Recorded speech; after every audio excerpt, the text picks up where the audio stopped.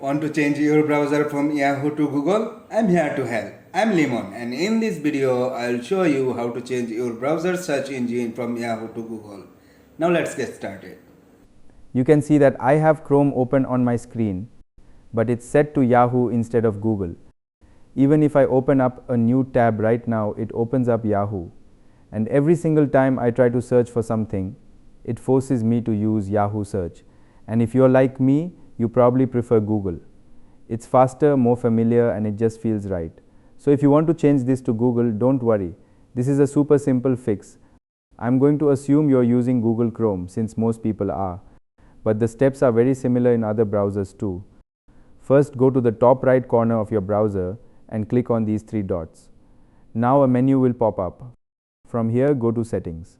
Alright, now we're inside the settings page. On the left hand side panel, you'll see an option called Search Engine. Go ahead and click that. You can see that right now our default search engine is set to Yahoo. That's why every new tab and every search keeps going there.